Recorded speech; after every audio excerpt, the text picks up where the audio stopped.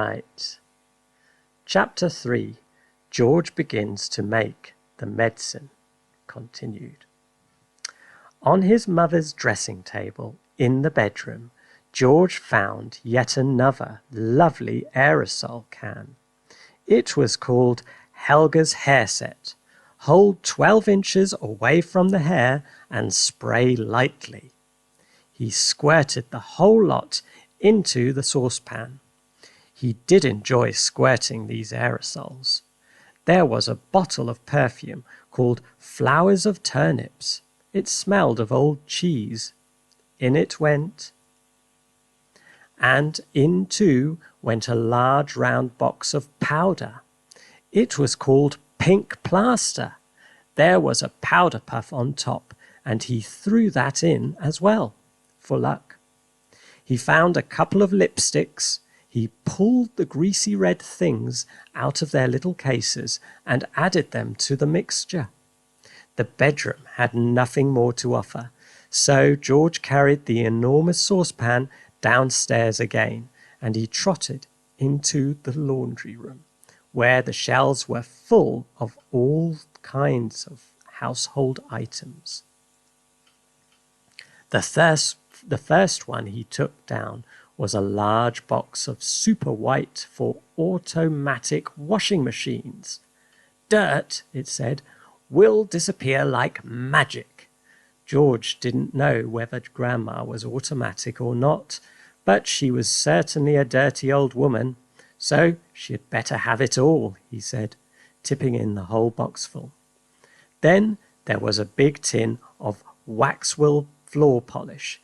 It removes filth and foul messes from your floor and leaves everything shiny bright. It said. George scooped the orange-coloured waxy stuff out of the tin and plonked it into the pan. There was a round cardboard carton labelled Flea Powder for Dogs. Keep well away from the dog's food, it said, because this powder, if eaten, will make the dog explode. Good, said George, pouring it all into the saucepan. He found a box of canary seed on the shelf. Perhaps it'll make the old bird sing, he said, and in it went. Next, George explored the box with shoe cleaning materials, brushes and tins and dusters. Well now, he thought, Grandma's medicine is brown, so my medicine must also be brown, or she'll smell a rat. The other way to colour it, he decided, would be with brown shoe polish. The large tin he chose was labelled Dark Tan. Splendid! He scooped it all out with an old spoon and plopped it into the pan. He would stir it up later. On his way back to the kitchen, George saw a bottle of gin standing on the sideboard.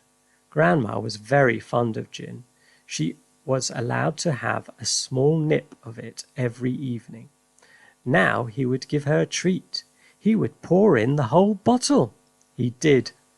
Back in the kitchen, George put the huge saucepan on the table and went over to the cupboard and served as a larder. That served as a larder. The shelves were bulging with bottles and jars of every sort. He chose the following and emptied them one by one into the saucepan. A tin of curry powder, a tin of mustard powder, a bottle of extra hot chili sauce, a tin of black peppercorns, a bottle of horseradish sauce. There are all these things here. There, he said aloud, that should do it. George, came the screechy voice from the next room. Who are you talking to in there? What are you up to?